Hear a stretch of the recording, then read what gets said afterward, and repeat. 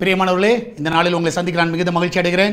விசேஷமாக நாளை தினத்தில் நடக்கிறதான உபவாச ஜெபத்திற்கு உங்கள் யாவர் அன்புடன் அழைக்கிறேன். நாளை காலை சரியாக 10 மணிக்கு நம்முடைய ஆலயத்தில் உபவாச ஜெபம் இருக்கும். அது மாத்திரமல்ல, சண்டே ஆராதனைக்கும் உங்களை அன்புடன் அழைக்கிறேன். 4 ஆராதனை இருக்கிறது. பங்கு பெறக்கூடிய எல்லா பிள்ளைகளும் வந்து பங்கு பெறுங்கள்.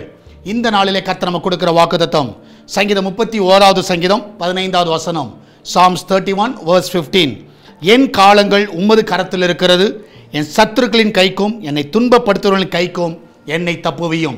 நான் விசுவாசிக்கிறேன், கர்த்தர் அதின காலத்தில் நம்மளை நேர்த்தியாக நடத்துகிற தேவன். நம்முடைய எல்லா காலங்கள் கர்த்தரில் இருக்குது. நிச்சயமாக எல்லா சத்துருக்களை கர்த்தர் நம்ம இடத்துலேருந்து விலக்கி போடுகிற நேரம். ஆமென்.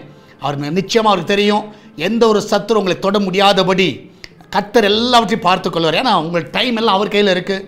அதனால் நீங்கள் எதை பற்றி கவலைப்படாதீங்க.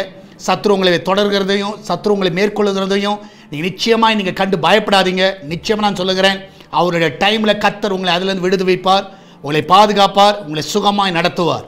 நம்மளாம் ஜெபிக்கலாமா? நன்றி ஆண்டவரே, இந்த வேலைக்காய் சோத்திரிக்கிறேன். எங்கள் காலங்கள் எல்லாம் உங்களுடைய கருத்தில் இருப்பதற்காக நன்றி அப்பா. எல்லா சத்ருவின் கைக்கு எங்களை விடுதலை ஆக்குங்க. வேலை ஸ்தலத்தில், வீட்டில், ஆண்டவரே குடும்பத்தில், ஆண்டவரே பிஸ்னஸில் இருக்கிற எல்லா சத்துருக்கள், ஆண்டவரே கர்த்தாவிங்க கூடவே இருக்கிற சத்துருக்கள், ஆண்டவரே எல்லாருடைய கைக்கு எங்களை விடுதலை ஆக்குங்கப்பா. ஆண்டவரே எத்தனையோ காலங்களுக்காய் ஜெபித்திருக்கிறோம். ஆண்டவரே இந்த சத்துருவின் கைக்கு எங்களை விடுதலை ஆக்குகிற தேவன் இந்த நாளில் எங்களை விடுதலை ஆக்க வேணுமா ஜெபிக்கிறேன். எல்லா நன்மையில் நிறைவாய் கொடுங்க, ஒரு குறைவில்லாமல் நடத்துங்க. அந்த கிச்சன் பகுதியில் இருக்கிற பொருட்களை ஆசீர்வதிங்க. அப்பத்திய தண்ணீர், எண்ணெய், மாவும் ஒரு குறைவில்லாமல் நடத்துங்கப்பா. ஆண்டவரே இந்த நாளிலே சுகப்பிரசவத்துக்காய் போகிற பிள்ளைகள் நல்ல சுகத்தோடு பிள்ளை பெற்றெடுக்கட்டும். இந்த நாளில் தேவனுடைய கரம் அவர்களை பலப்படுத்த வேணுமா ஜெபிக்கிறேன்.